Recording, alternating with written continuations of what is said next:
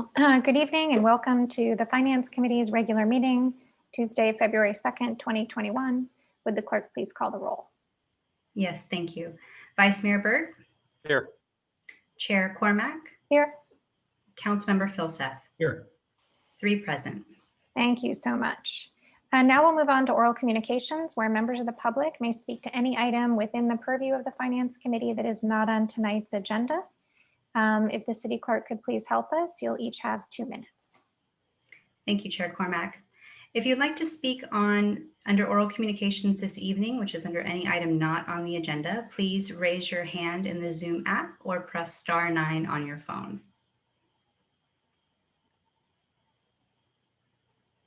Chair Cormack, I do not see any speakers at this time. Thank you so much to the city clerk. We'll move on then to action item 1. And that's ID 11966. And I don't believe, does staff have a report this evening on this? Good evening, Chair Cormack, Kylie Nose, Administrative Services Director. At this time, staff does not have a report on this. As the council discussed a little bit at the retreat on Saturday, this is an item that goes over quite a number of historical referrals, updates the committee on them, and is asking to refer the current status to the full council. One thing to note is this report was published prior to Saturday's retreat. So there were a few tweaks that were made, such as to the housing element and looking at affordable housing funding versus tax, and staff will make those adjustments as the council approved on Saturday. With that, we're available. Thank you. Then we'll go ahead and go to the public on action item number 1, which is fiscal year 2021 and prior Finance Committee referrals update. And if the clerk could assist us and see if there's any member of the public who would like to go over this with us. If any member of the public would like to speak on item 1 on tonight's agenda, please raise your hand in the Zoom app or press *9 on your phone.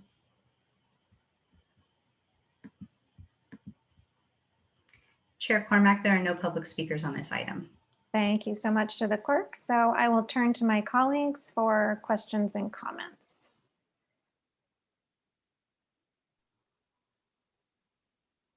Okay, I can fire away with a few. Sure. It's a small group, so we can use hands or not as you wish. Go ahead, Vice Mayor Burt. So the 3rd and the 5th items on it, they're not numbered, but they're the business tax and the referral on affordable housing tax. They're described differently, and the business tax is described as on hold, and the housing tax is described as in progress. And with the housing tax due to come to the council in the first half of 2021. The business tax, as we know, was had a lot of work in progress when it was placed on hold, and then we're starting fresh on the housing tax. But if you were to read this summary, it would make it seem that the business tax is on indefinite hold and the housing tax is coming forward in just the coming months. So I thought those should be reconciled. If anything, the business tax was on a timeline ahead of the other, but there might be a reasonable argument to place the two of those on a concurrent timeline and on a similar status. So does staff have any comments on that? Sure, Vice Mayor Burt. I think that's absolutely understandable. And with the almost multi times a week conversations about these referrals over the last 7 days or so, you are correct, based on the council's direction on Saturday, that both of these items would be switched to in progress. And on the business tax, we would obviously refresh our memory on where we left off, March of 2020, just a year ago. And then obviously weave in and include as part of that discussion the housing funding, and understanding that on the housing side, some of it could be potentially a tax, but with the broader scope that the council had approved on Saturday would broaden it to affordable housing funding. So that would potentially go beyond just a tax. Good. So those would be updated for the report to the council? Yes. Okay, great. Mhm. And then on the sixth item, which is the colleagues' memo on transparency and labor negotiations, and I see it's been almost 2.5 years since it was considered by the Finance Committee, but it sounds as if this has yet to be in any way discussed with labor groups. And I wasn't following whether it was to return to the council for any affirmation of the direction. As I read it here, it was considered by the Finance Committee and work was directed to the Human Resources Department to review it with the city's bargaining units. And then, if I'm reading this right, that hasn't had an occasion to happen yet. Is that correct? Thank you for the question. This is Rumi Portillo, Human Resources Director, Chief People Officer. We actually have had informal discussions with the bargaining groups. In terms of formal discussions, this is subject to meet and confer, and the confidentiality of bargaining is addressed through ground rules. And so as each MOU expires and is up for bargaining, we will be addressing the confidentiality issue there to seek the transparency requested. The contracts for most of the bargaining groups, majority of them are closed through June 30th, 2022. But we do have one group coming up this year, that's SEIU, and we would be addressing the confidentiality and transparency at that time. We actually begin bargaining with them in June of this year.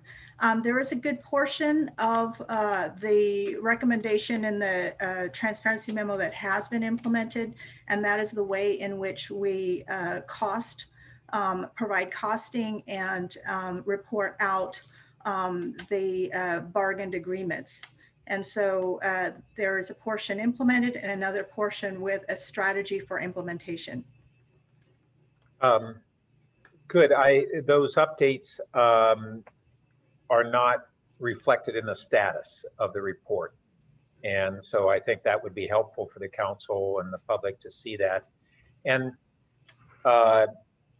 it was, let's see.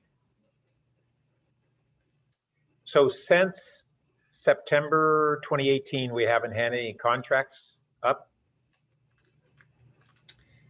We bargaining? have 2018. I don't actually have the expiration dates in front of me. We have not had the transparency meet and confer. We had the informal discussions since that time, but not the formal bargaining. And just Vice Mayor Burt, just to also add on to what Rumi was talking about, you are right, we normally do 2 or 3 year labor contracts, but in the wake of last year's budget shortfalls, we did side letters, so we didn't do full-blown negotiations, which extended the term another year. So that's why it feels a little bit longer. So that was my next question, as to whether that was the explanation why we hadn't seen any. We hadn't, last year we didn't do official bargaining like we would have, or rather I guess this year, as I'm getting all of the COVID years mixed up. But we did do just rollovers in the wake of the current emergency. Okay, and that's completely valid. That seems like that should also be included in the status report. Sure, we can make those amendments. Yeah. And let's see.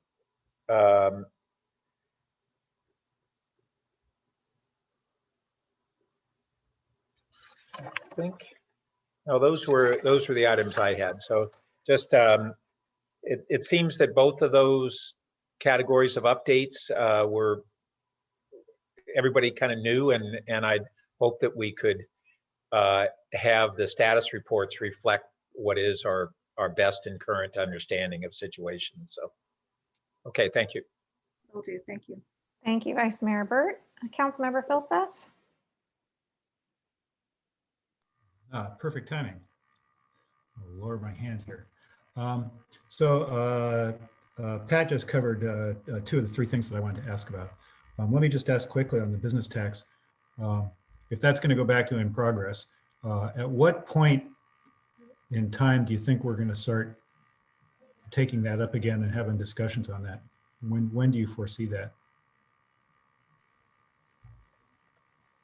Well, it is listed as part of the Community and Economic Recovery Plan, which is the part of what's resurrecting it along with the conversation on Saturday. So we were planning on returning to the council on the Community and Economic Recovery Plan in the coming, probably in March is my guess, is when we'll be able to get back to you next based on your calendar.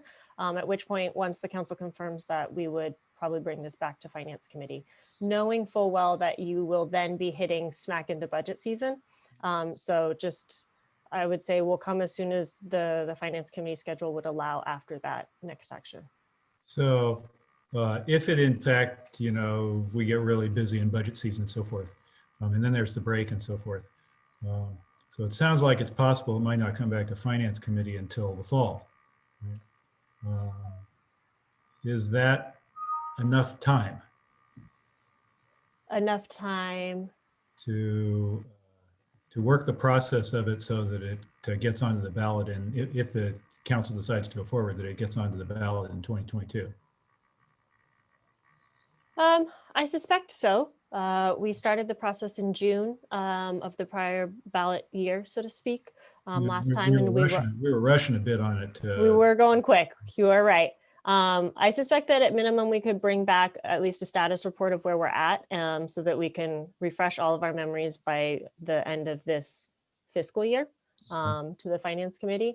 So that would be by the end of June of 2021, so that we can at least start that discussion. But given the frankly really good work that the council had done, at least on the business tax side, if that is where the committee and the council choose to continue, there's a lot of groundwork that's already been done. So we are starting in a much more advanced position than previously. We're not starting from ground zero again. Yeah, yeah. Okay, let me ask a question on the transparency memo, which also was, I understand there was a previous discussion about ground rules versus a memo and coin ordinances and all that kind of stuff. Is there at some point going to be a, I don't know, something written down on what kind of ground rules we have anticipated, and here's the 5 bullet points or something like that? I mean, obviously we haven't sort of sat down and had a lot of negotiations over this and so forth, but is there any structure around this? That can be discussed with council at the time we receive our parameters, is one thought that I have. We do, with good faith bargaining, we do have to go in, with sort of our goals and objectives, but because it's subject to the meet and confer and the bargaining process, we wouldn't be able to, go in there with a predetermined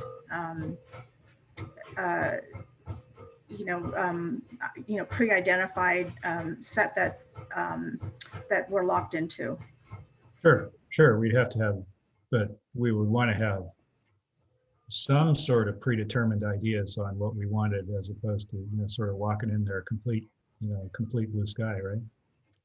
Right, and we have done some research as to what some other agencies do. We have some ideas of things that would improve transparency. We've talked to the bargaining groups, as I said, informally, and so we do have some conceptual, some concepts around this. Okay. And then the last thing I wanted to ask about was, there was a bunch of discussion about the delivery model for fire/EMT,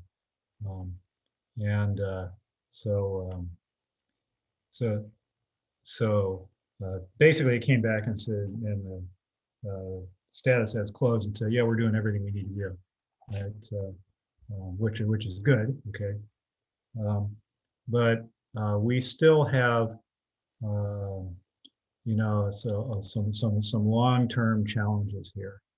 And I wonder if I ask to get the screen for a couple of minutes, or are you guys all going to want to throw rocks at me? I'm happy to permit that. Can I do that? Share screen. Screen.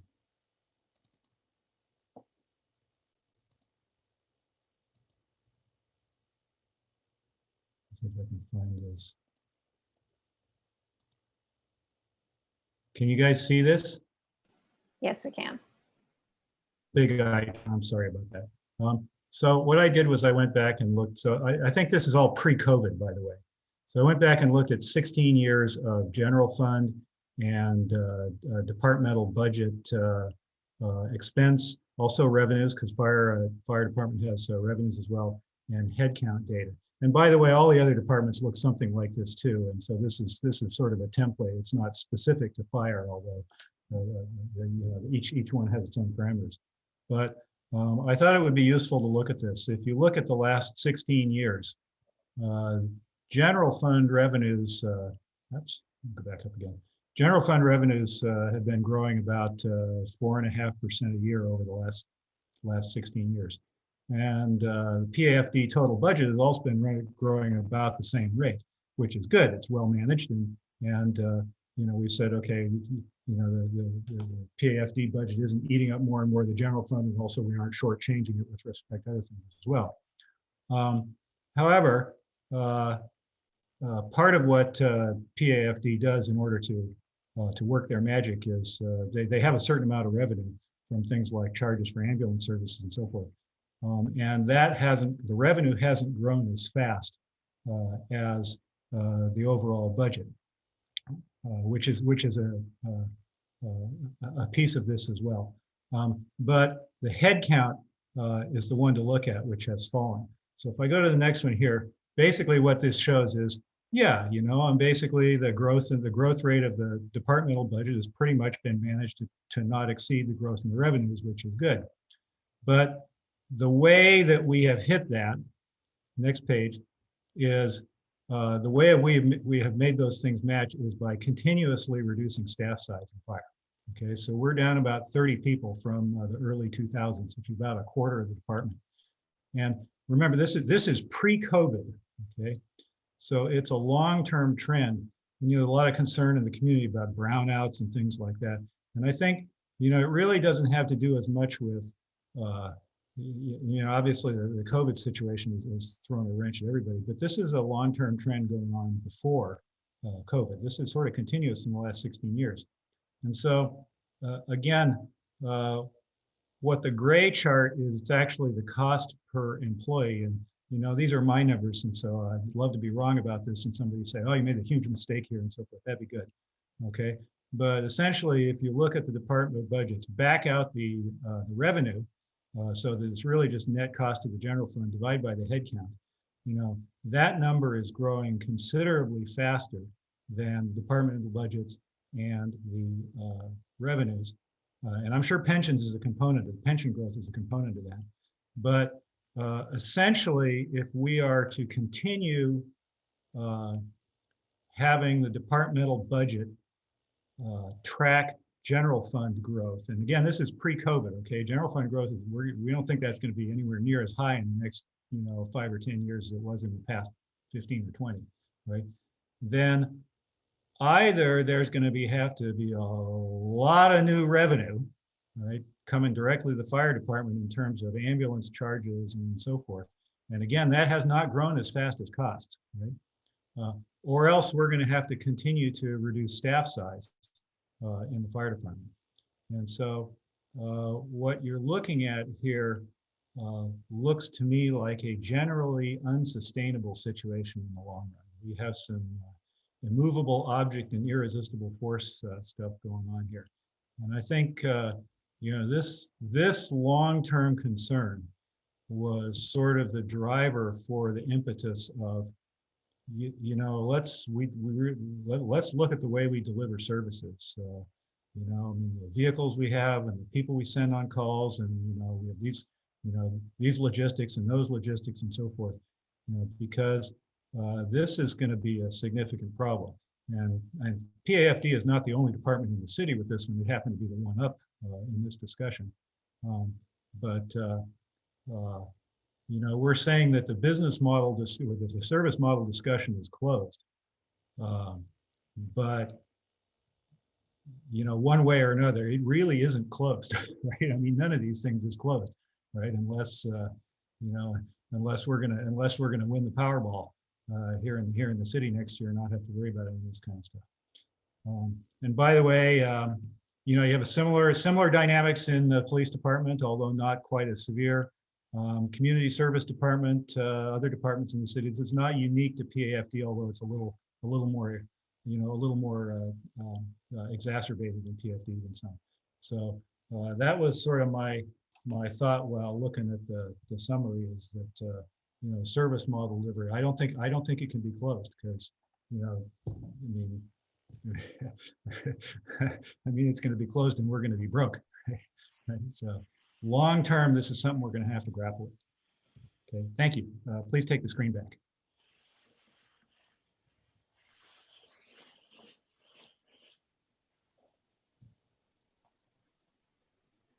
Councilmember Philseth, did you want staff to respond to that? I'd love staff to respond to that. Why don't I just comment that I think that first I agree with you that this issue cannot be closed. Certainly the issue of cost of service and options for ensuring that it's sustainable. I think that this specific referral was directly trying to respond to this, as stated, explore changing deliveries of service from a fire-oriented model to a dominant fire-oriented model to a dominant medical-oriented model. And so while recognizing the larger issues, I think that staff was attempting to try to make the case that the model is already recognizing the medical response component as opposed to fire as a primary cause for calls. But that said, I think your point's well taken. Just ain't it great to be the chief? Congratulations on your promotion. And the city manager too. Constantly decreasing headcount. That would be, not a situation that is certainly preferable. Yeah. So, Eric, when you're done, I'd love to ask a follow-up question. I'm close to done. I guess my question is, what are we going to do? Yeah, I think the search will continue in terms of methods of delivering the services. Chief, perhaps you can speak to some of the ongoing efforts. This area that has been of primary focus is noted here is the cross-staffing and the extent to which dynamic staffing could be at least a way of mitigating the impact, if not perhaps turning it the other way. Right. So, good evening, Finance Committee members. Geo Blackshire from the Fire Department. So what City Manager Chicada is referring to is an effort that we've made to accommodate the reductions over the years. The most significant in most recent history was the agreement with Stanford. And as a result of that, we had eliminated 11 positions than we had before. So that was the cause of that. And so we still had to find a way to maintain our standard and our response time standard to deliver the same level of service that we had prior to. And that's with previously some other apparatus were also eliminated, which was also a reduction in workforce. And so the cross-staffing model that Ed Chicada is talking about is we have one crew that staffs 2 units. They staff a fire engine and an ambulance. And based on their proximity of where the emergency is, and if it's a medical call, we send both an ambulance and a fire engine. And depending on which unit's available, they'll hop on the appropriate rig. It's a very dynamic model, not very common. Cross-staffing is more common, but usually when fire agencies cross-staff a unit, it's with a unit that's not typically busy. Like you'll have an engine company cross-staff a hazmat unit, which is very infrequent type call, or a fire engine crew cross-staff a wildland engine or urban search and rescue type unit. It's not common for an engine company to cross-staff with an ambulance, which is clearly our busiest units in the city. And so By doing that and commonly taking fire engines out of service to put that crew on an ambulance is showing that we are taking the focus of our model to an EMS focused model, as opposed to always sending, keeping the fire engines in service where the ambulance cannot respond. By doing that, we've been able to not only capture a majority of our call volumes. We had county EMS back in 2013, 14, the county sent about 60 calls a month into Palo Alto.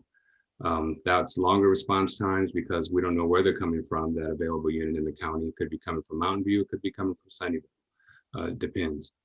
And by doing this model, we reduce that to about 10 to 12 calls a month.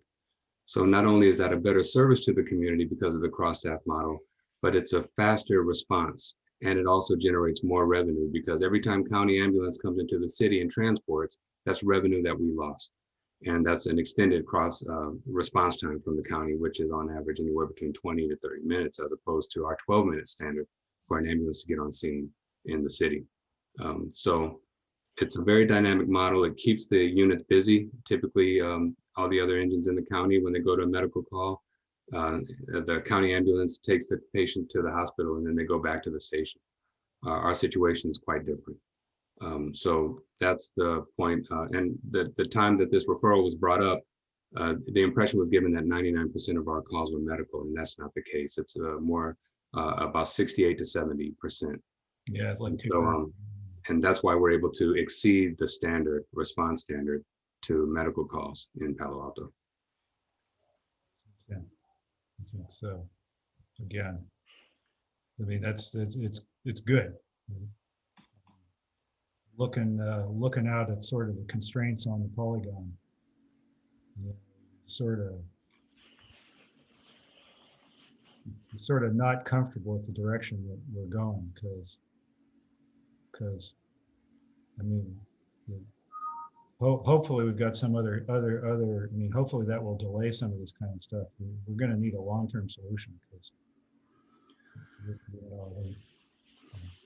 we can't really sort of have a battle royale between sort of all the interested parties on this. And so, looking for ways out of the box. Understood. And I didn't get a long look at your chart, and I don't think you need to bring it back up, but I don't know if you factored in the revenue that we brought in. Yeah. To the hit to the general fund. Yeah, I did actually.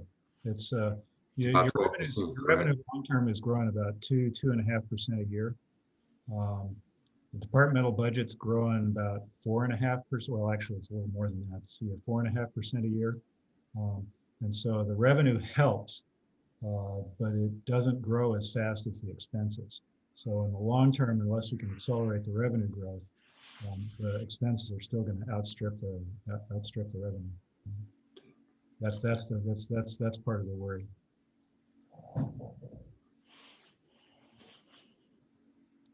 Okay.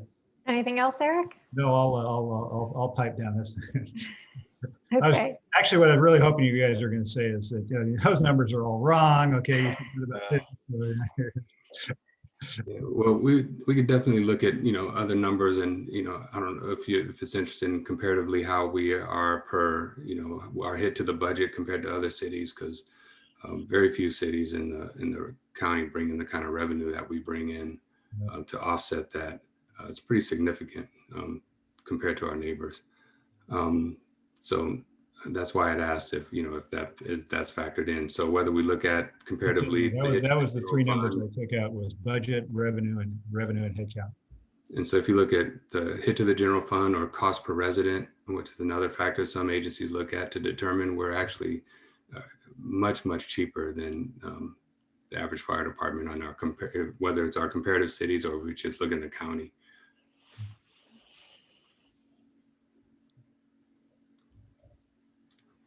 And once again, we're the only agency in the county that transports, so that's a huge factor for us, to meet that time standard.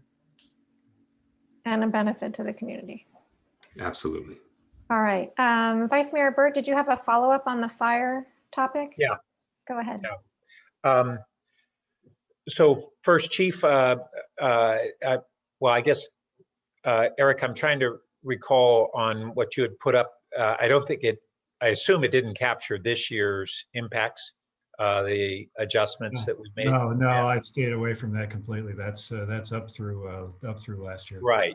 before pre-COVID. Right. So if I understood the chief right, it sounded like you're seeing that the adjustments that were made this year in staffing and models, as well as the cross-agency service, I forget the nomenclature for it, you think are having some revenue impacts, as well as whatever cost savings we had. So I'm just wondering, it's early to see the year-end impacts, but do you have a sense of how big of a improvement that is in narrowing that what had been this or has been that growing gap between revenue and costs that Eric showed? I'm trying to put that together. I'm sorry. It's okay. Are you referring to the brownout? No, well, I'm referring to I think you were saying that we've captured additional revenue from not having the interagency transfers, and then we've had staffing reductions. Whether those are permanent or not, we will continue to have that question. But are those the two dials that were adjusted this fiscal year? And if so, how significant of an impact are they on that gap between revenue and expenses? So I'll take a shot at it, and you can let me know if I'm on track.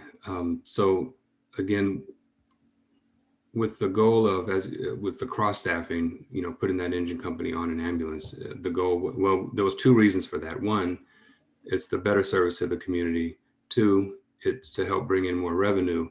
And three, definitely kept the county off of our back, because they don't deploy their units anticipating that they're going to run calls in Palo Alto. That's actually, that's an adverse impact to their model when they come into Palo Alto unexpectedly.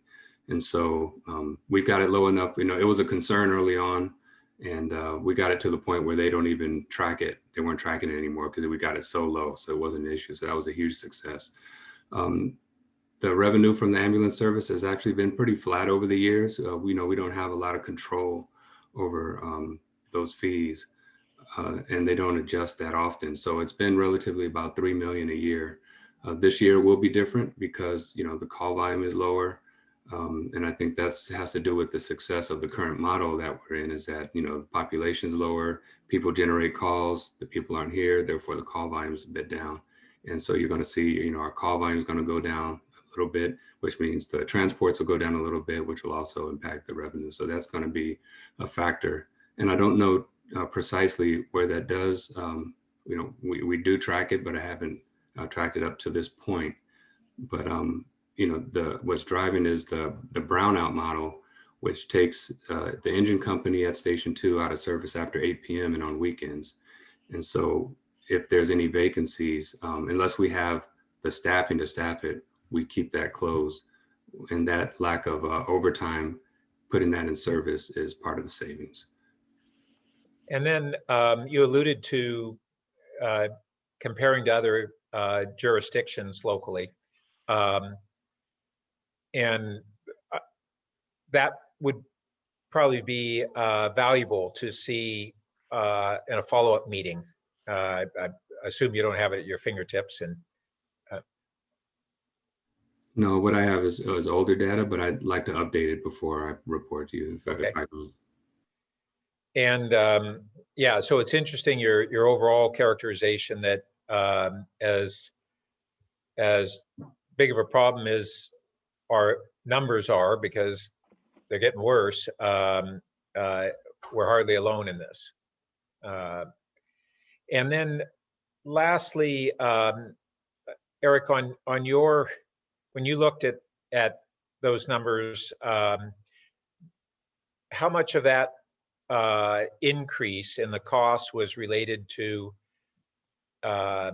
increases in salary versus increases in our pension and benefit obligations. My Right. recollection is that was the latter was the steepest increase. Although I'm going to be interested in asking the chief too on kind of the competitive market changes that we're seeing this year just from the whole economy change.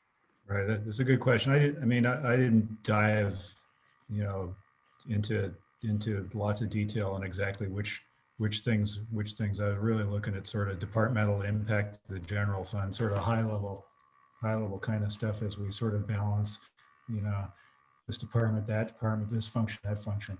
I'm sure rising pension costs are. I mean, rising pension costs are clearly in there, so I'm sure that's a significant component of it.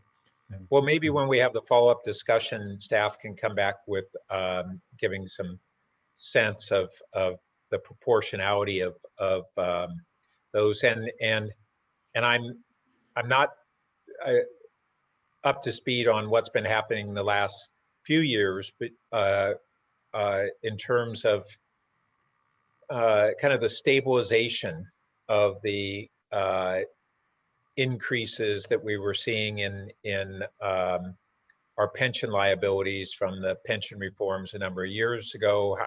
To what degree are we seeing stabilization or not? my expectation that's going to take a while.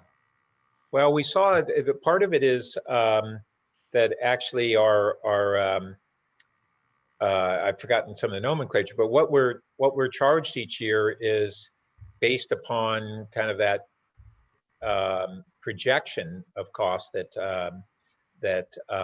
CalPERS does. And so we started seeing the impact long before we were having it filter through our retiree system. I'm just going to jump in for a moment, Vice Mayor. I wonder if we are wandering far afield from what has been agendized for this evening. Yeah, that's why I was referring to this as items for a subsequent meeting. And so I'm not looking for those answers today. I framed it as when we bring this back for these other items, the comparison to other agencies or whatever, that it include these factors. That's what I was saying. Well, let's check in with staff then, because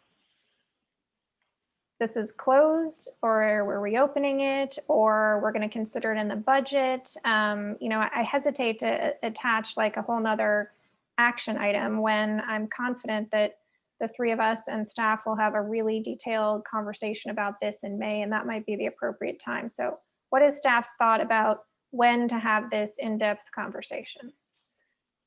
Right, I think certainly the budget would be the latest time. I am not recalling if we had any regular reports that the department would be generating between now and then that would be the appropriate foundation for a follow-up discussion. Chief or Ms. Nozay, would you be able to confirm whether there is another report that would be coming in any case? Sure, I can talk from a fiscal perspective. From a fiscal perspective, no, budget would probably be the best time for this unless the Finance Committee wanted to ask to Council to refer back to the Finance Committee this additional item. And that would be another body of work for staff to be bringing forward specifically about fire. But we have ranged in terms of this discussion on, you know, what's the status of our pension funding to, you know, what's driving our salary versus benefits, you know, costs to the fire model. So a little clarity from, I think, this committee on what the additional information that would be helpful to them in their deliberations would be useful for staff. I will also say that we do an annual review of our pension status in terms of our CalPERS reports. That always comes in the fall when we get the reports from them, as soon as we get them hot off the press. So we will be coming back to this committee in September or October, depending on when CalPERS releases the valuation reports on, you know, what our current valuation looks like, what our unfunded accrued liability is, the status of our 115 trust fund, and the pension funding policy progress. So just a note on that.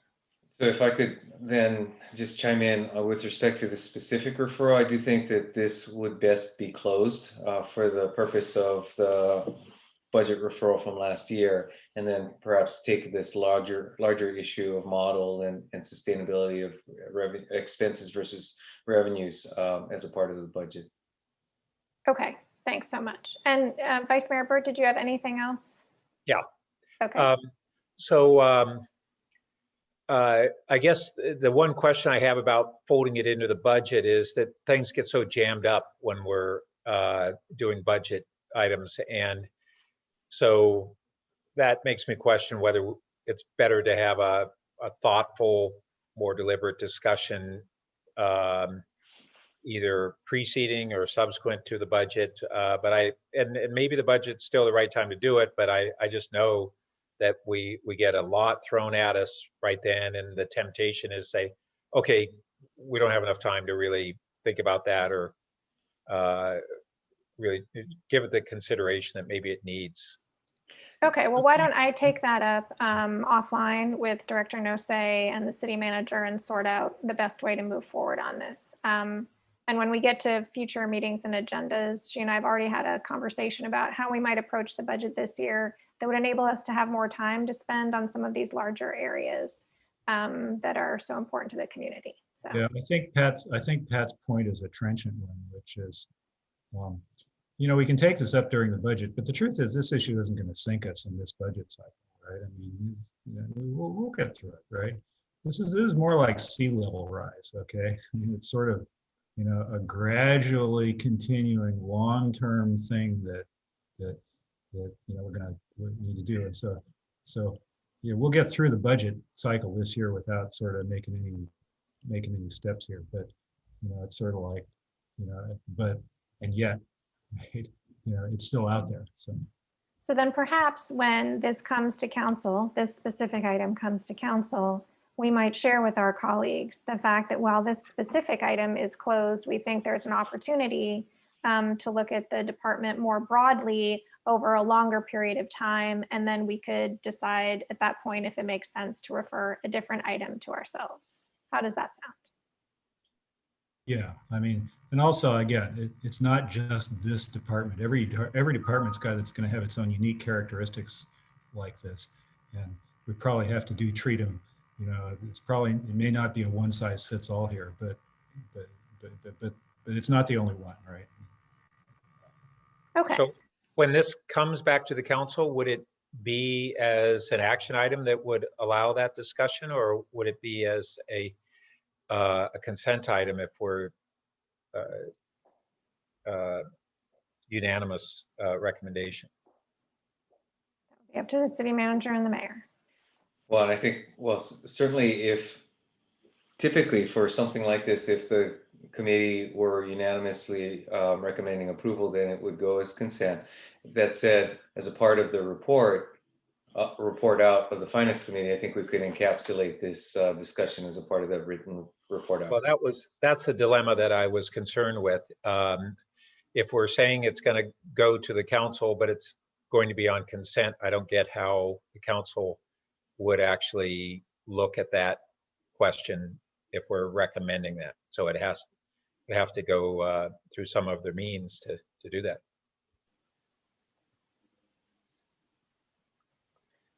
So I'm sorry, I think I may have missed the dilemma, and either. Well, if it's on consent, how do we get feedback from the council on referral of the larger item?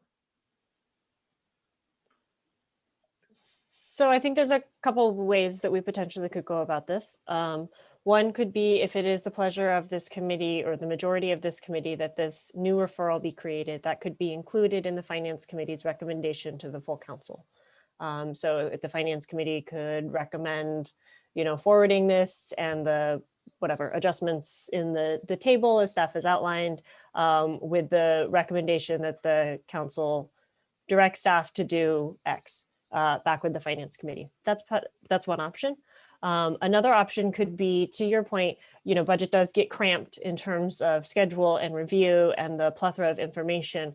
But I also suspect that, as Councilmember Philseth said, this isn't just a fire problem. This is a broader issue. And so one other approach could be to hear the budget deliberations, and then through those deliberations, maybe refine this analysis or what the committee is looking for, and then at that time make a referral to the council.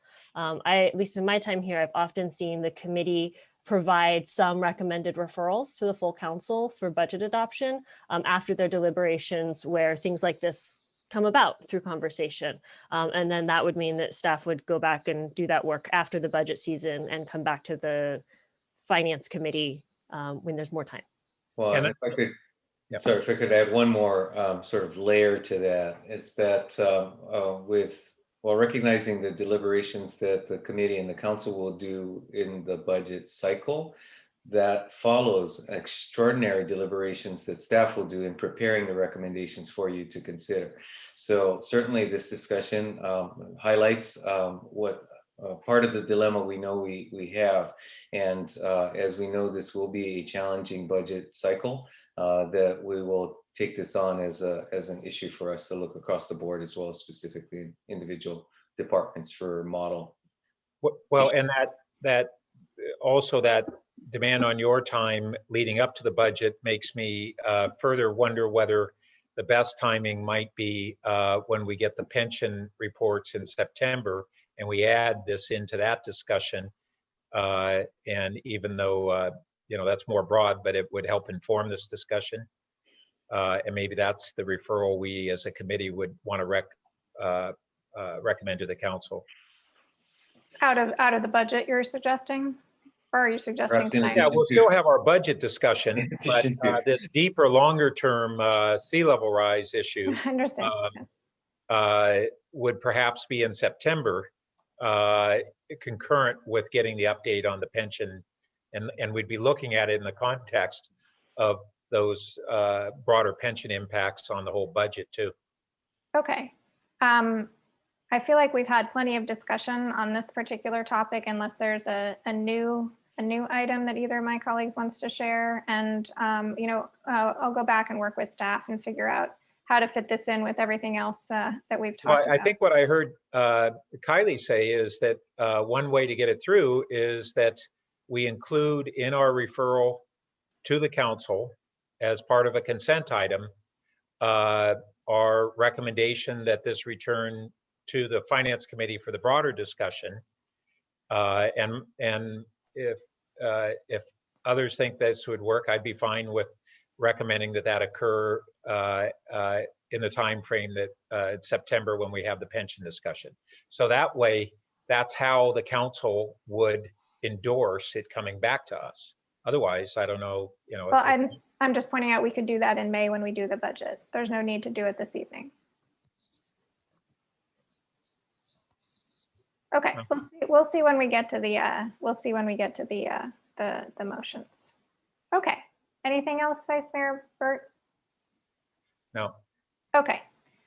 So I just want to take a moment to thank staff for doing cleanup work. It's never really glamorous, but gosh almighty, did it need to be done this time? So thanks for going through, back through everything. Appreciate my colleagues' emphasis on the things that we've already spoken about.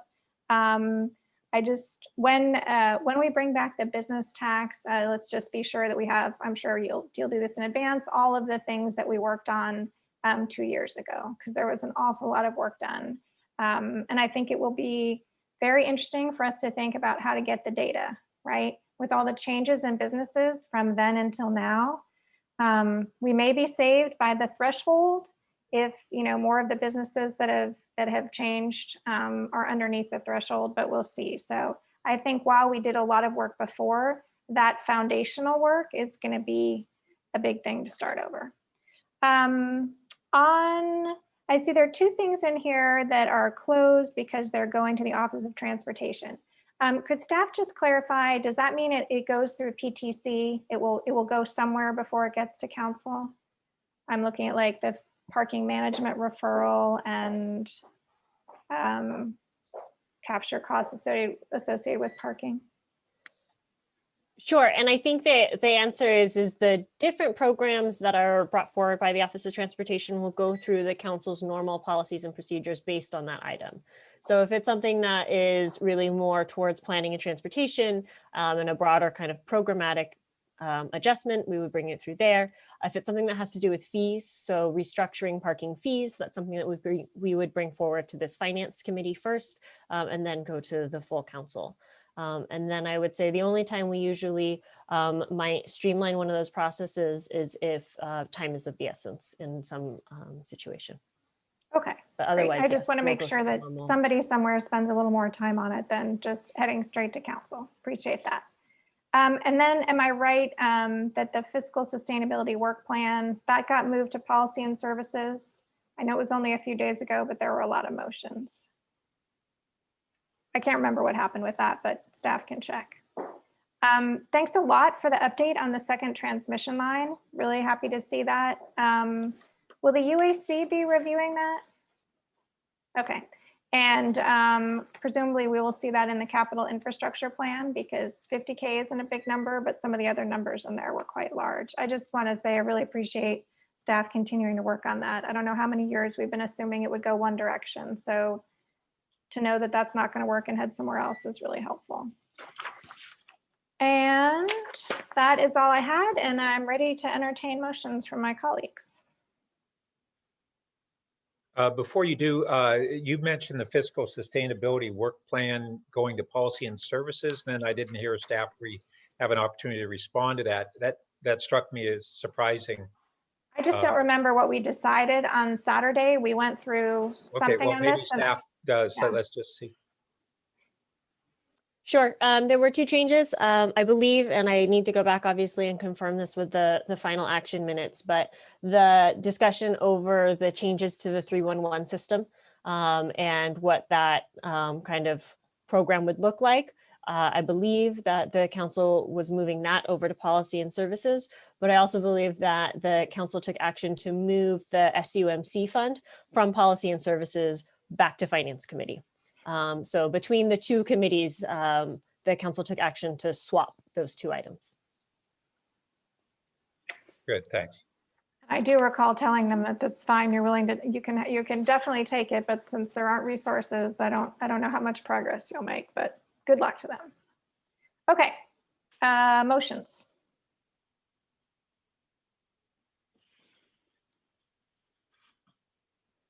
So I will move the, let me just first ask Eric his thoughts on when you think we should consider this broader kind of fire department sustainability element.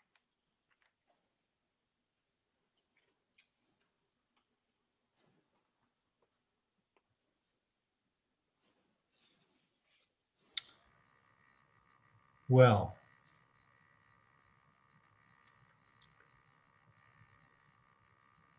my inclination, I don't know what the timing is that, again, it's how do you divide it up, one department from all the others, but, trying it on one department first is a valid way to approach things. Right? I think at some point, staff ought to come back with a long-term financial plan for public safety. It could start with fire, right? On what's our plan to make sure that we have a viable service delivery in the long term that we're going to be able to maintain and sustain, without, two more brownouts each year and slightly slower response times and so forth. How's that going to look? How much money is it going to take, right? And how do we reach steady state sustainability? Because I think, we've all been saying this for years, is that, we're worried about our long-term expense growth outpacing our long-term revenue growth. And council isn't smart enough to figure this out figure this out. So it's got to be staff. And I think, staff needs to come back with sort of a long-term fiscal stability for public safety kind of idea. At least that's my inclination. And Well, that's a big project with a very uncertain outcome. So what I think I'd suggest is that we move the staff recommendation to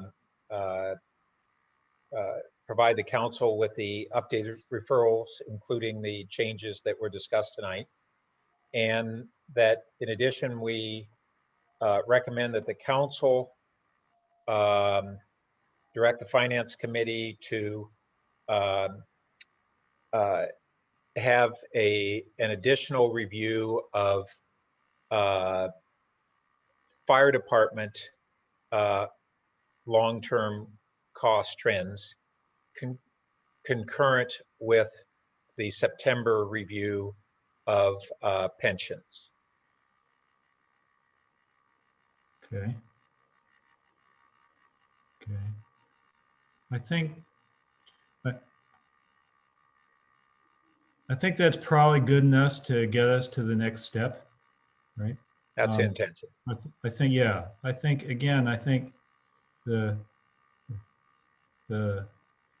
I think we got to be a little more ambitious than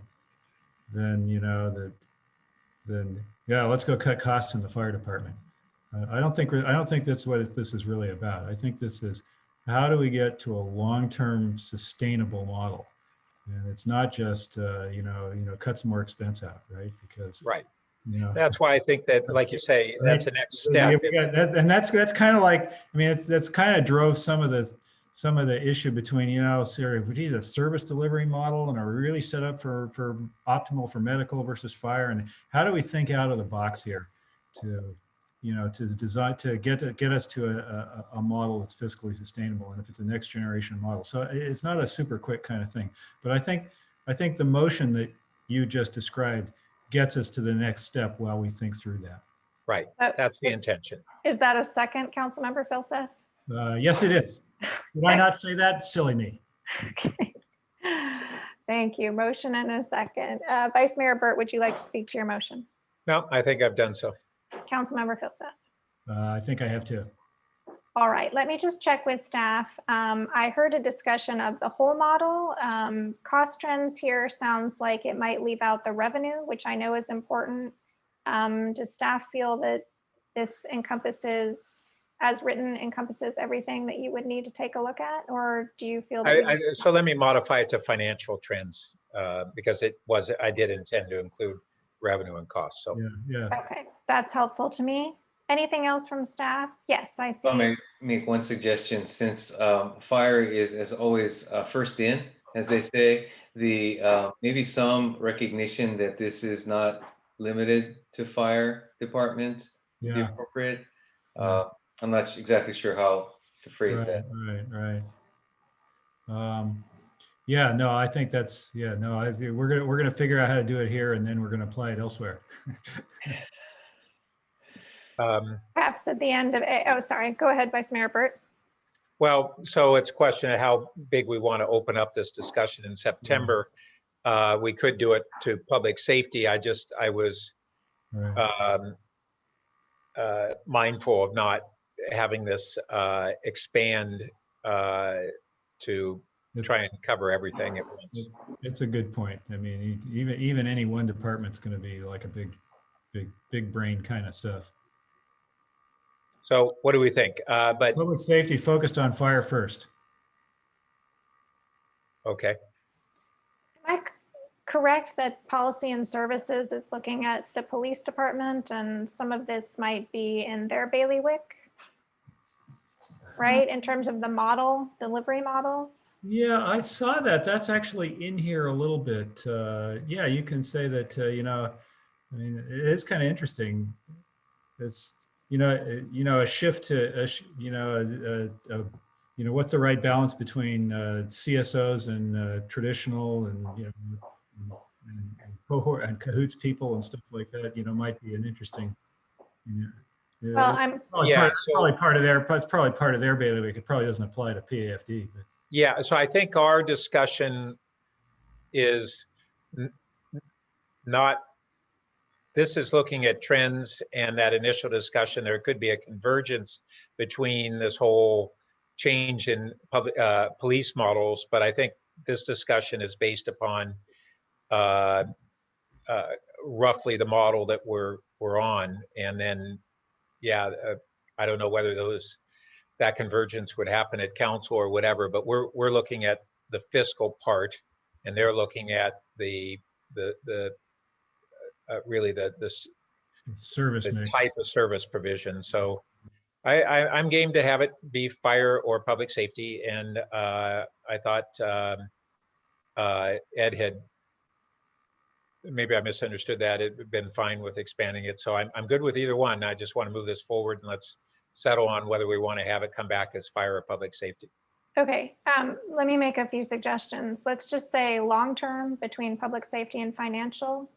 And just so that's Yeah. understood that we're not looking at sort of a point in time. Is that We're not, accepted? yeah, we're not trying to close the. I see heads pandemic. nodding. And then with fire department, maybe we could say beginning with the fire department, and that would capture the idea that this might expand. Is that also acceptable? Works Yeah, for me. that works. Okay. All right. Seeing no other hands, let's go ahead and vote on the motion. Vice Mayor Burt, Yes. Councilmember Filseth, Yes. I should have gone second, and I'm a yes, and that passes 3-0. Thank you so much to staff. Thank you, Chief Blackshire, for joining us and sharing your thoughts as we continue to work on this.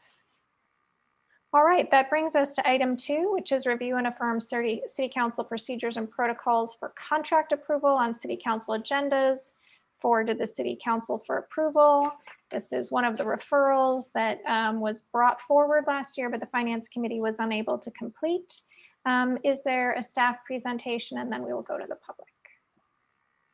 Yes, thank you, Chair Cormack. We do have a brief staff presentation. We have Christine Paras, our Assistant Director of Administrative Services, who will provide it. And then we also have Pete Gonda from Management Partners, who prepared the analysis for the referral, on the line as well. Christine? Good evening. This is Christine Paras, Assistant Director of ASD. I'll try to share screen. Let's see. Okay. Can everyone see? All right. Yes. And then let's get it in presentation mode. And then move this. Struggling here. Okay. Let's see.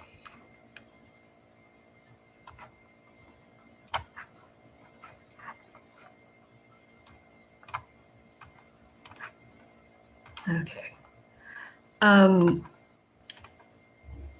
During the 2020 annual council retreat, the meeting and agenda guidelines section of the city protocols and procedures handbook was reviewed. And as a result of this review, the Finance Committee was tasked to come up with proposed threshold for council to consider related to section 2.4.L consent calendar categories. So with the assistance of management partners, we reviewed and analyzed council agendas for 2 fiscal years, 2019 and 20. The results of this review are attached to the staff report. For ease of discussion, I've noted key data tables here and included them in the presentation. We'll be also ending with potential options for the committee's consideration of this item. Let's see, does it flip? Okay. This is one of the tables in the staff report that summarizes the number of agenda items for purchase contracts that are placed on action or consent. You'll note that sometimes multiple contracts may be awarded in some instances. For example, in 2020, although there were 88 purchase contracts on the consent calendar, a total of 143 purchase contracts were awarded. These are examples of multi-award contracts. Anything else to note? On average, and upcoming in the next slide, you'll see that it takes about an average of 1 hour and 25 minutes to an hour and a half to review one action item. And this is purely based on data from Minute Track and reviewing just duration times of the action agenda throughout the year. This table does an array of items on consent for purchase contracts throughout the year. I just thought this was an interesting data point to consider as you discuss this item. You'll note that the highest concentration of items on the consent agenda occur in June, followed by October and February. Finally, another data table to consider in your discussion. This slide on the right side, the contract and agenda item averages, outlines for the last 2 prior fiscal years, the average number of consent items on for purchase contracts per meeting, as well as the elapsed time per action item and the number of consent items per meeting, and also the number of action items per meeting. To the left, we thought it was also good to try to create various bands should the Finance Committee consider various thresholds, and also included the number of purchase contracts per band for discussion. This table, which was interesting to note, and Pete did a great job at putting this together, I think, kind of talks about and outlines and illustrates kind of the how certain dollar amounts of items on action doesn't necessarily correlate to the time spent. So for example, if we were to go with a large dollar threshold amount of a contract going on action, it wouldn't necessarily take that long to discuss. Whereas a small dollar amount item that probably took about, I want to say, 2 hours of discussion. So this is something to consider as you think about thresholds or how our current practice kind of is where we decide whether or not things go on action or consent. We also included some options for you to consider. The first one, which aligns with our recommendation, is to review the data analysis presented and affirm the current practice. Another option is to clarify the types of purchase contracts that must be placed on consent or action. And we also have those contract types available if you wish to discuss that. The third option, and hopefully the table that we included in earlier slides, helps this discussion, which is also an option to implement a contract dollar award threshold for these items to place on consent or action. And another option to consider is to increase thresholds for council approval of contracts and or include indexing provisions on these thresholds, which our municipal code currently doesn't allow. Finally, our recommendation is that the committee review and accept this report, affirm current practices for approval on contracts on consent agendas, and forward this status to the City Council. Thank you, Ms. Paras. Appreciate that. Let's go ahead and see if there are any members of the public who would like to speak to this item. Again, this is the procedures and protocols for contract approval on City Council agendas. Thank you, Chair Cormack. If you'd like to speak on item 2 on tonight's agenda, please raise your hand in the Zoom app or press *9 on your phone.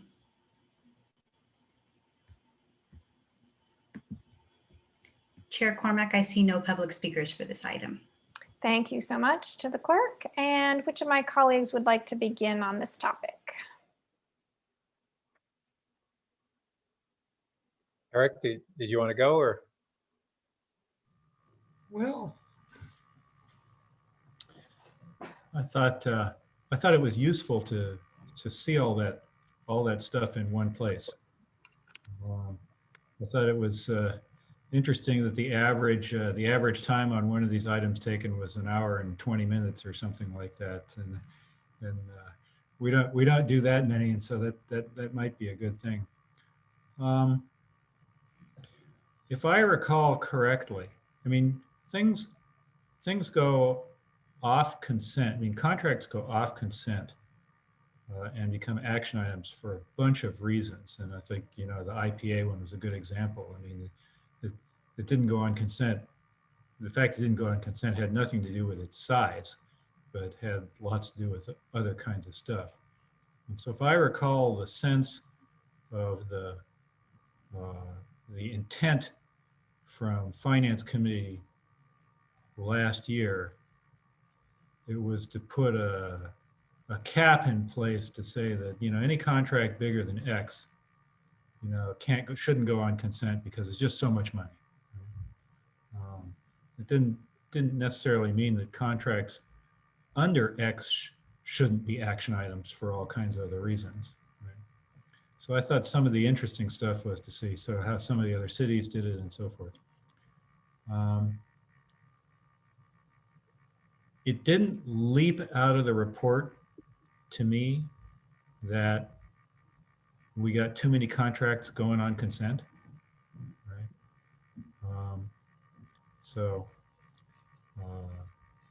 So that was kind of what I was looking for was, is this going to come back and say, geez, we got all these contracts going through on consent that shouldn't be on consent and so forth. But I didn't really get a strong sense of that reading the report. And I don't know. What do you think, Pat? I think Councilmember Philseth has just recognized the Vice Mayor. Go ahead, Pat. Sorry. A little informal. We've spent a lot of time together in the past couple days. Yeah. So I had a few questions and thoughts. So one was, it was interesting on the, Christine, your slides were really informative. Yeah. And the seasonality of these contracts with so many being in June and then a couple other strong months. Is that by necessity that they will come forward in June, right while we're trying to deal with the budget? I can take a high level crack at that, and then Christine, you're on mute. Ultimately, some of our contracts or a lot of our contracts are structured in a way that match our fiscal year, because that helps with the appropriation of funds and understanding and knowing kind of resources and allocation.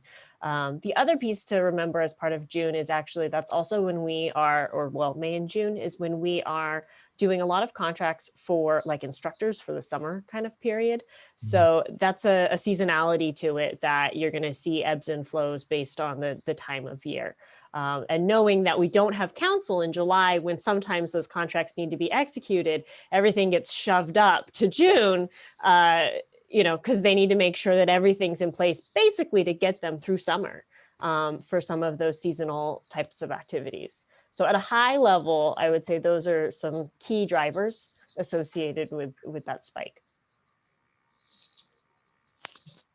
Yes, I would agree. After having gone through purchasing year-end last year, I do notice that the trend is that one of the things we're trying to work towards is staggering those dates more, so we'll have more of an even spread. One of the things we want to work on too, so that we're not heavily impacted in that spring timeframe. Good, that's what I was trying to get at. I realized that for some of the reasons that Kylie stated, some of it's unavoidable, and then is there a portion that is avoidable? Okay, and then I also noticed that on slide 5 that the number of contracts 1 to 5 million went almost doubled from 2019 to 2020. Is there any particular explanation of that? And I particularly bring it up because this original concern on the dollar threshold, which like Eric, I'm not sure that I agree is what's most critical. Nevertheless, that was a big jump, and I'm just curious on whether there's any sense of why that was. Pete, do you have any data on that or insight? I could certainly take a look at the data. Good evening, Chair Cormack, committee members and staff, and the public, of course. Peak On Management Partners assisting the city with this project. So that's a small data set. This is 2 fiscal years. So I think if you broaden the data set and looked at multiple years, you would see variability within the bands. Projects come before council when they're ready, according to the CIP schedule, et cetera. So without going back and analyzing which contracts within those bands, it would be difficult to pinpoint the reason for these particular instances. But I think you would see a lot of variability across the years. Okay, well, that'll be interesting to monitor. That's it's a fairly large data set to go from 15 to 28, and it doesn't seem to suggest randomness to me, but I'll maybe that's something we can keep an eye on, and staff can let us know whether that's something's happening there. And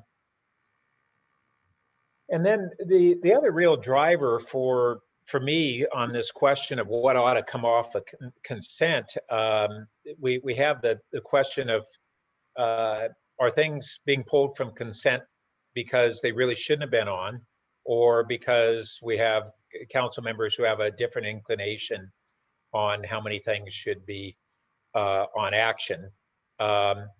And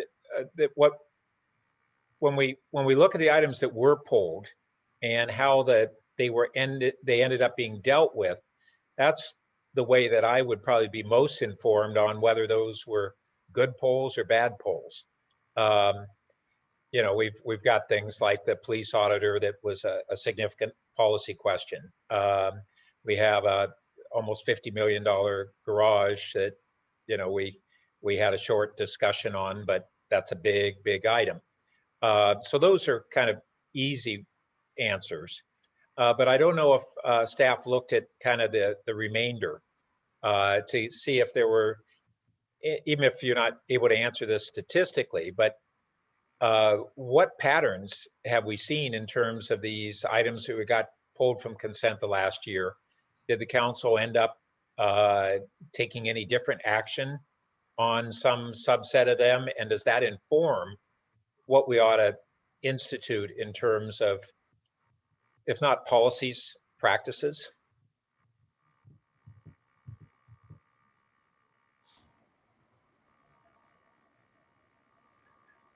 Thinking back, at once. sorry. Thinking back in the past 2 years on things that have been pulled from consent to action, I can't really think of anything that went to action that was voted down. The most recent one I can remember that was pulled from consent to action was the automatic public toilets that went yesterday night, and that went through. I can't really speak to anything specific that got voted down from action. And that one got modified out of fairness. So it's not necessarily, so then there's the other question. Was it voted up or down? Then there's another subset that maybe things that were modified. I don't know what that subset's like.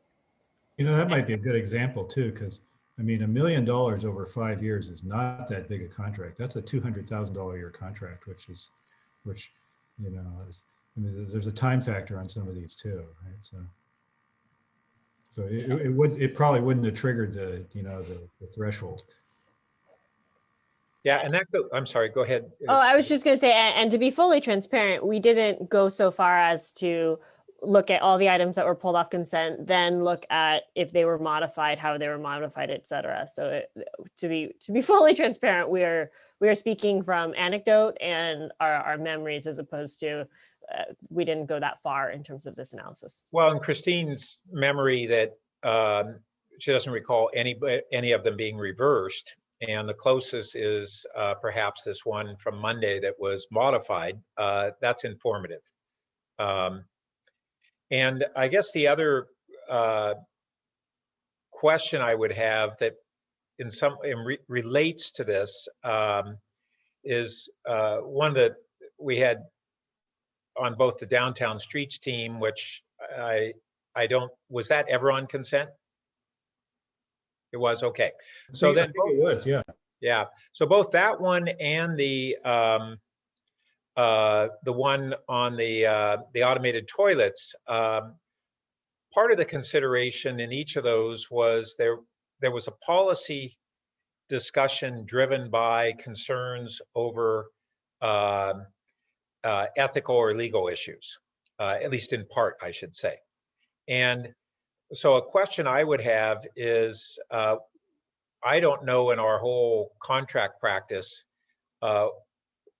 whether we've had two occasions where it seemed to be that there needed to be a greater review of that and to catch some things that were in the public record that were of concern to the council and ultimately were the basis for why they got, or at least a part of the basis for why they got pulled and frankly for why they got modified in each case. So do we feel like we have enough mechanisms that staff automatically looks into the latest kind of background issues of the contractors to see if there's any yellow flags, if not red ones? So I know we do a basic screen for the contractor, in terms of licensure and any issues of contractual issues. Quite frankly, beyond that, I think we're starting, well, I'll just speak personally, that we're starting to get into the staff's ability to predict whether the issues would flag a discussion. In the case of downtown streets, we certainly were aware of the issues and had been fully discussed. And so it was a question of whether it should be placed on consent or action. And quite frankly, hopefully not a surprise, but we did consult with the mayor and vice mayor in making the decision to go on consent prior to that being brought forward. The automatic toilets, I don't recall the specific discussion, but I think we probably could have flagged it based on just the dollar value and the notoriety of what was going. So it falls into that qualitative, did we anticipate correctly? Yeah, and some of them, some of them are judgment calls and nobody's going to bat 1,000 on that. So I just want to, raise the question of whether there's any other systems approach like this. When the toilets item, I think I was on the council, but if I recall when it was polled, it was really over the dollar concern. And then we had the second issue that pops up in a Google search and it's the headlines when you search that company. It's not like it's buried. So, so those are kind of questions. I just want to make sure that if we've seen a couple occasions that we're looking and asking ourselves, okay, do we need to have any other filters that go on in this? It looks like City Attorney Stumpf would like to weigh in. Thank you, Madam Chair. I mean, I guess I'd just like to weigh in here that it sounds like the system that we have is actually designed to deal with exactly this situation, which is a very occasional situation where the council develops or it comes to the council's attention a policy concern about the ethics or the behavior of a contractor. And so that's what pulling something off consent is really for.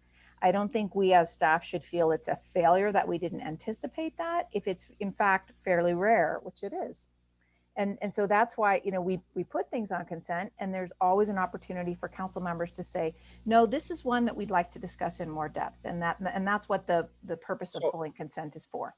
I understand that, but my question is really, do we have a mechanism that we do any kind of simple Google search to see if any flags are raised this is not something that we're talking about a detailed search. It's just in today's era, we have access to information that we didn't used to have, and that information may matter and would allow staff at their own level to catch that and maybe catch it real early in the process to say, gee, should we even be bringing this contract? We need to look harder at this particular contractor. There's an issue, and we may want to, on our own, revisit whether we want to look at alternatives.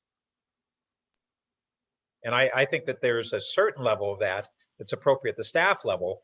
I think that the council is and the public are the final catch, but I don't necessarily think that that should be in lieu of staff looking at that. Historically, our ability was kind of limited to looking at those purely things that are in that contract public record. But this is a broader public record that I think we're now able to easily access. And the earlier we look at these things, the better.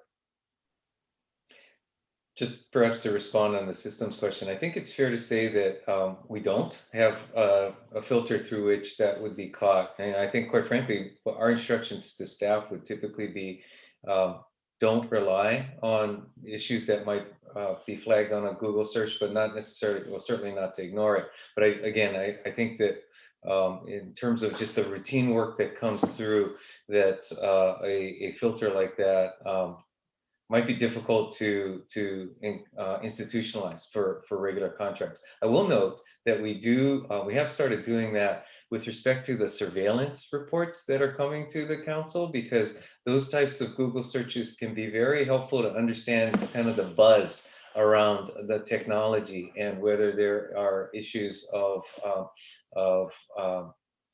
interest among stakeholders that would be notable for us to consider in bringing forward any recommendations to council.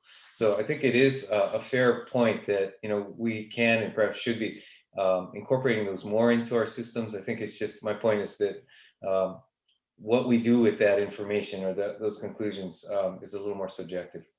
Well, and I certainly appreciate it. I was really looking for it to be something that would add to subjective considerations. That it's not going to be anything black and white, but if a department head or you as city manager said, you know what, we've had this contract with this vendor for years, and this just popped up and they got major legal issues. I just don't think that should necessarily be flagged to the council, and I don't think it reflects on the city government best if it's ready to go for an approval recommendation of staff, and only if somebody from the public flags that we deal with something that in hindsight we said at a minimum that's worth a hard look. That doesn't necessarily, it's not determinative, but I think that we should look at how to institutionalize that at some modest level at least. Agreed. Thank you. Okay. There are a lot of, do we see a lot of contracts like this where are we talking about one in 5 or 1 in 50 or 1 in 500 or something like that? There's got to be some trade-off between, how much effort you want to put into every contract in order to flag something in one next contracts too. Do we have a sense of that? I can't remember. We have a sense if we don't do it.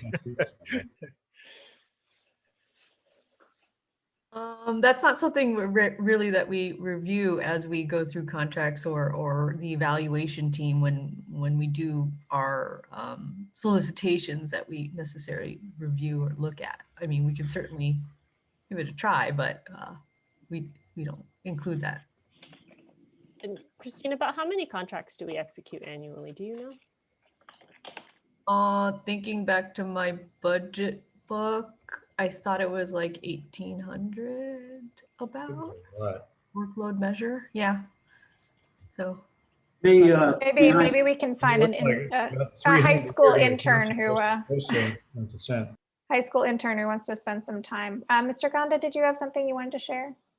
Appreciate that, Chair Cormack. Yeah, I wanted to add to, the public works contracts or folks who are submitting bids or responses to RFPs, there is quite a bit of due diligence that is done on those bids to ensure that the bidders are responsive and responsible. On the public works projects or grant funded projects, you're checking to see if contractors are disbarred, are properly licensed and insured, and all those kinds of things. So there is quite a bit of due diligence that's currently being done. I believe our request for proposals also has a standard question about disclosing litigation. I know we focused on this when we brought forward the solicitation for the council to choose an auditor, because we had some back and forth with the proposers about their willingness to disclose that information, and we insisted. So I think there is some process built in at the initial procurement phase. I suspect that at the amendment or contract renewal, there isn't a recheck of those items. Well, that's An interesting. insight. I'm sorry. Yeah, Sorry. I was just say that's an insight. Yeah, and if I might follow up on, so that's interesting. And maybe all we need to do is push the onus onto the contractor and include that on the renewal. And if they don't have any update on litigation, the answer is nothing. But I think we'd want to, and there's different forms of litigation too. So I'm not sure what boundaries we'd want to put on that. Exactly. Well, I don't know which boundaries we have now. Right. And it needs to be reasonable, because for a company like JCDecaux, which is an international company with a very widespread lines of business, they simply will not be willing to disclose, and nor could we cope with an entire list of all of their litigation and arbitrations and mediations, and it wouldn't be useful. On the other hand, if their CEO was in jail, maybe we'd want to know that. Exactly. I think that was some of the issue with the auditor too, if I remember correctly, which is lots of lines of businesses, lots of locations, and that's correct. Not everybody necessarily even knows, right? So we ended up narrowing our request to try to focus on the types of indicators that would actually show a problem that would be meaningful to Palo Alto. Thanks. Okay. Anything else? All right. Great. Mr. Gonda, it's nice to see you again. Thank you for working on this. I'm not quite sure how much fun it was to spend time reviewing all of our agendas and figure out how much time we spent on each one. I hope you didn't watch that. That seems like it would have been a lot of time. Here's my question. I've got three. One, how much did we spend on this contract to do this work? We spent about $8,000. About give or take 45 to 50 hours of Pete's time. That doesn't include staff work. Yeah, Pete's worth it though. All right. And I think we touched on this earlier. It doesn't sound like we quite know the answer, but were there any times we didn't approve any of these? I don't recall in the past 2 years, a few times maybe we modified things, really minimal. I struggle to think of anything we've pulled that we haven't eventually approved. I think the only major thing that we haven't approved over time would have been the moving forward with the downtown garage, right? We approved the EIR, but not thereafter. And then one thing that I think we didn't talk about is what % of these contracts are related to utilities.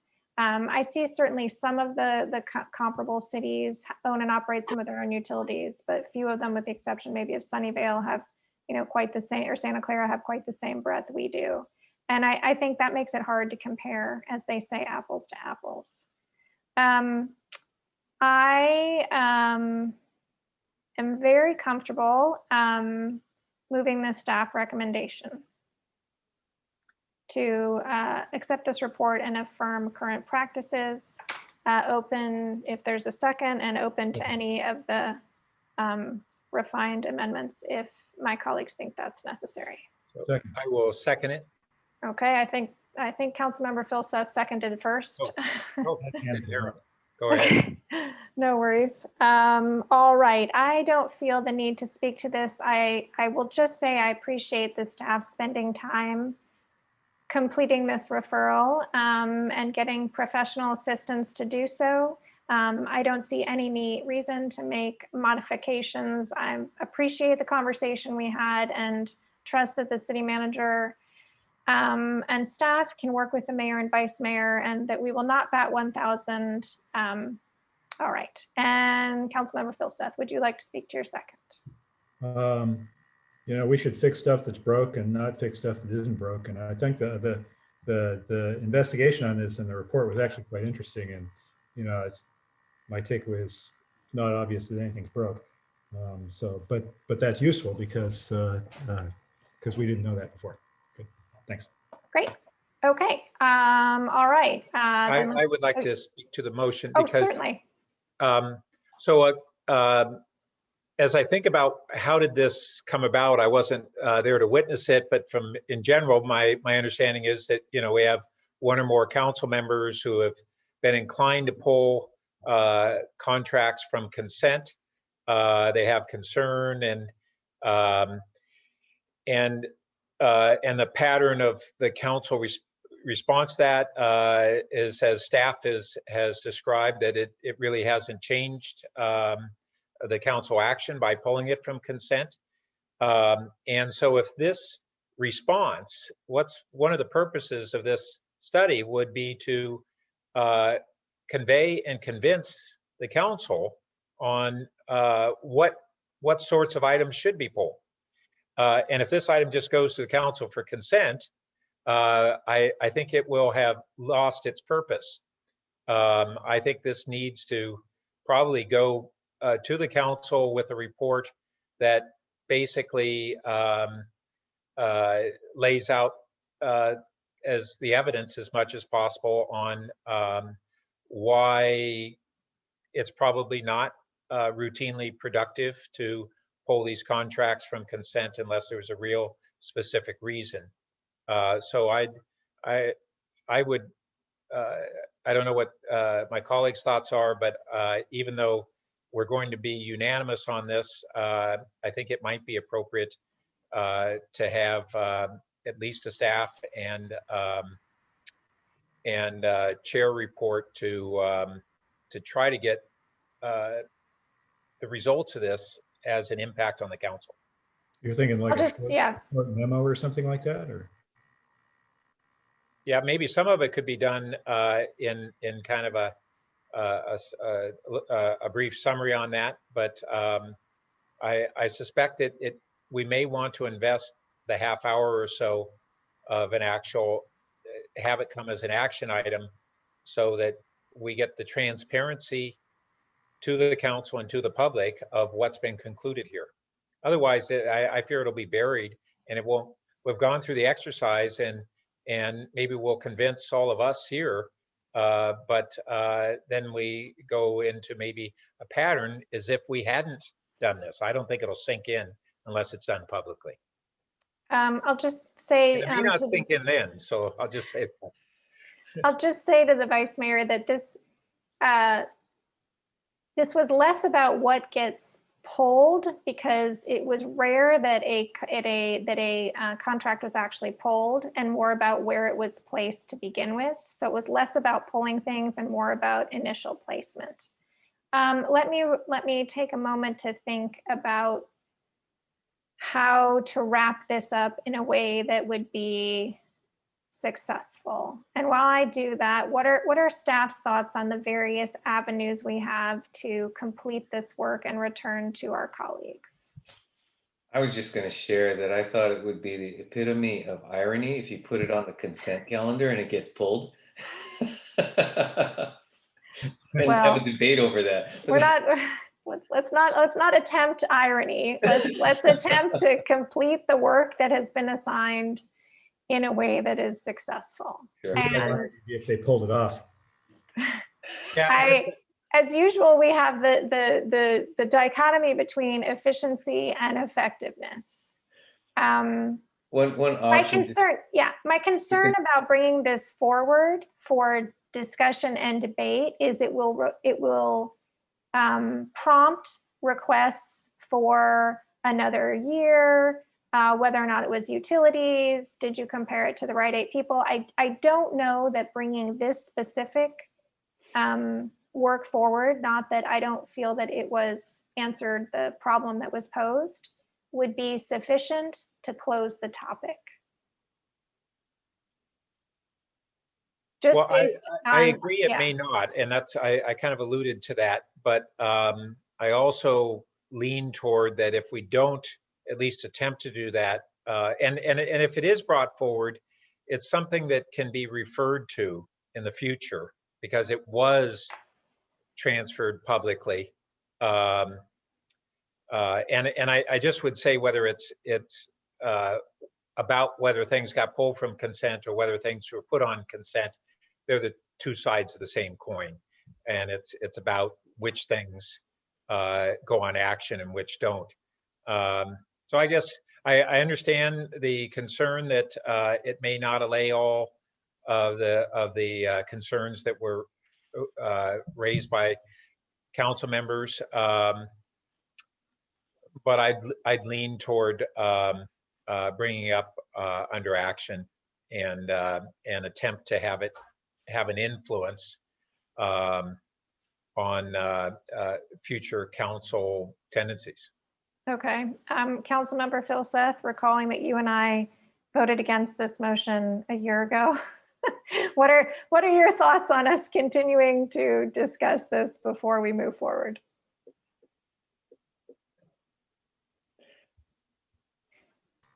Get off mute here. Well, it's so the concern that that if we just reaffirm current practices and don't do anything more, that the larger council will go, hey, this isn't what we expected, and we were hoping for more, and so forth. And, I hadn't thought of that, but okay, I understand that. I think if it goes to council, it's going to be an hour and a half, just like all the other items on here, right? Average an hour and 22 minutes, apparently. I guess my preference would be if there were some way to sort of summarize what we've discussed here. The truth is, the discussion we've had this evening is maybe a little farther reaching than I think the intent of the item was when it came from council, right? Because I mean, the reason it went to finance, most of these things have been pulled off because of policy reasons, right? The reason it went to finance is because there was a feeling of, well, we're getting a lot of contracts with these high numbers and somebody ought to review these things. And that doesn't really seem to be the driving factor that we've sort of grappled around with here. And so there, that seems like a useful insight that ought to go back. I mean, the worst case is that it goes back to council and go, oh yeah, the ethics, and yeah, we ought to send this to policy and services now. All right, City Manager Shikata, final word before we decide. Well, just to offer an option, if it be the interest of the committee if you did put it on consent, that I could always emphasize and walk through it under city manager's comments following the consent action. I'm torn. Usually I want to do things absolutely by the book, but as I look at what we have to do in the next couple months, I think sending it to on consent with, there's no reason we can't include, right, a letter either from Ms. Nose or the city manager or myself as chair, just describing this. And then if we want to, what, Eric's saying no? So no, I'm saying yes. Okay. Consent comes with a packet. Okay, and then if people are interested in having a fuller discussion, they can exercise they can exercise the right that we have each week. So I appreciate you bringing this up, Vice Mayor Burt, and it's possible we may end up there, but let's see if we can close this out efficiently with the usual transparency. Well, I'm willing to go along with that, and I'm willing to forego voting no to force it to be an action item. Okay, well, keeping in mind that you're the vice mayor, maybe when this comes to pre-council, you can share your thoughts then. All right, are we ready to vote on this? Yep. All right, seeing that people look like they're ready to vote. Vice Mayor Burt. Yes. I vote yes. Councilmember Filseth. Aye. Yes, that passes 3-0. Thank you all for spending quality time on that. And that brings us to future meetings and agendas. Ms. Nozay, would you like to outline our options, please?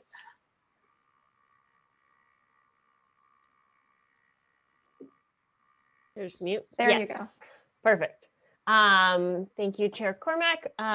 So just a quick slide so we can start talking about how we run, or rather the coming months in terms of Finance Committee.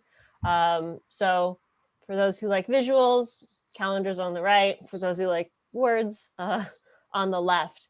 But ultimately, what we, and in consultation with the chair, are looking at is, as the committee knows, that this committee meets on the first Tuesday and the third Tuesday of every month, with the upcoming agenda item scheduled for February 16th being preliminary utility rate reviews. And so what would be is we would, from this point moving forward, start these meetings at 6 o'clock, if that would be okay with the committee members.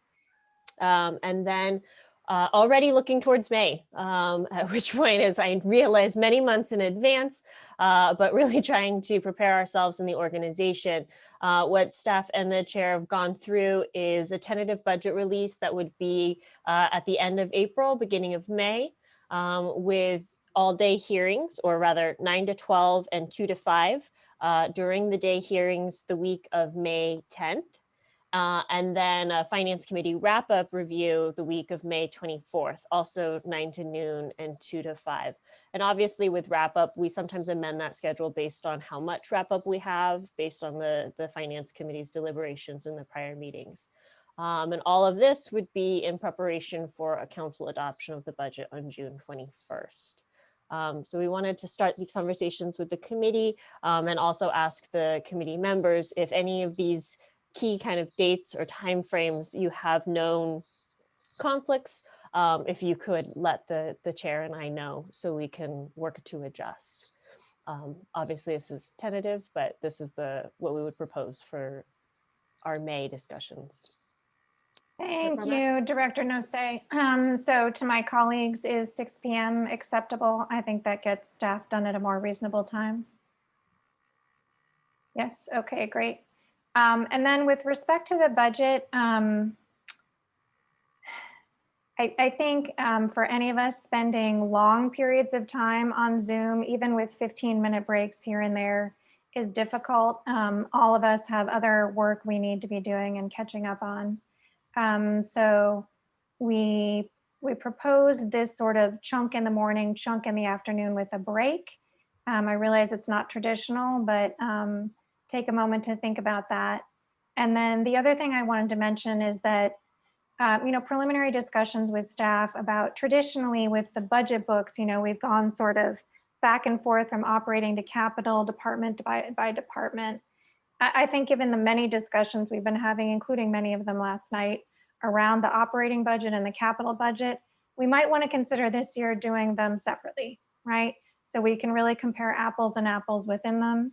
And I think we should also contemplate starting with our largest, our largest expenses, and then working our way down. So thinking just a little bit and open to suggestions. I know both of you have been on finance before. About what would be the most effective use of our time, especially this is our first chance to do it in the post-COVID, right? Last year was, I don't even have the word for what last year was. We all did the very best we could. But this year, I think we're going to need to go into slightly more detail, but I want to do that in a way that's effective. So thoughts on the chunks of time and then the material itself.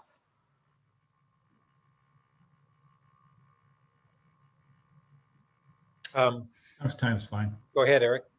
Chunks of time is fine. Okay.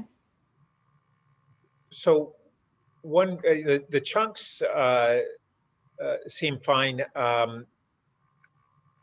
This daytime hearings, is that something that had, I guess last year it was really committee as a whole.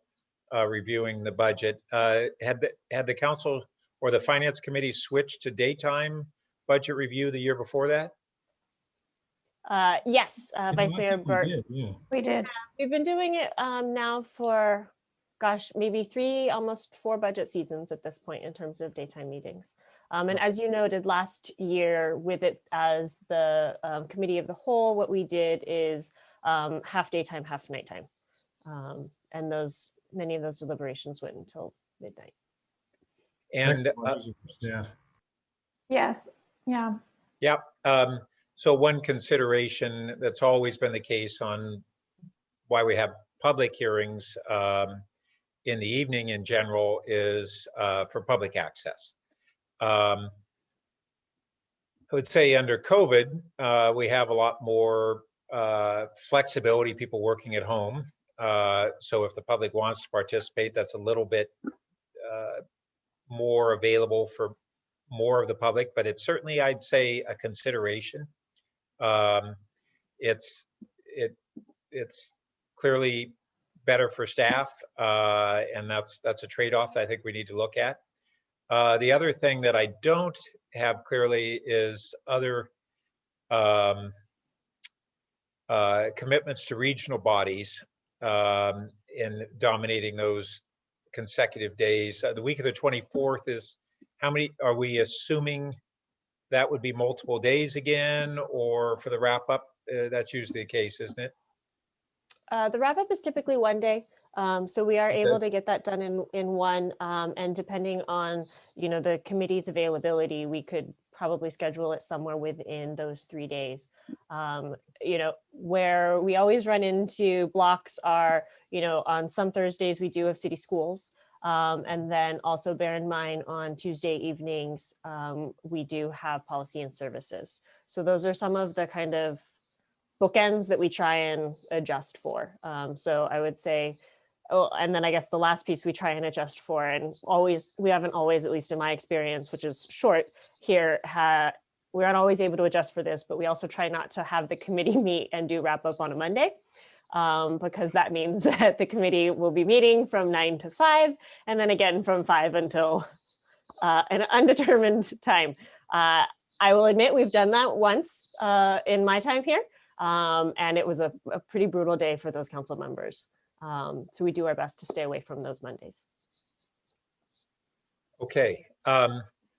So I'm game with this if we could do it as tentative, and if there's maybe in April we revisit and firm up the dates. I think I think the prep for staff is pretty significant. I mean, I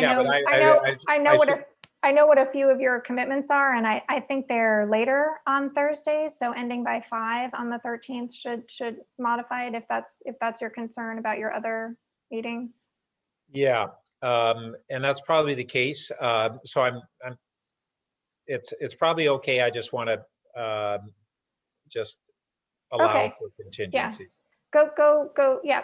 Take a look, and then if you can just get back to Director Nose and myself, in a couple weeks if there's a major conflict. We can also be a little flexible around that. We've certainly had to do that in the past if it has to be 1 to 4 one day or 3 to 6. Yeah, that's what I was referring to on absolutely the confirmation in April. We can adjust that as needed. Yeah. Okay. Anything else from my colleagues on that?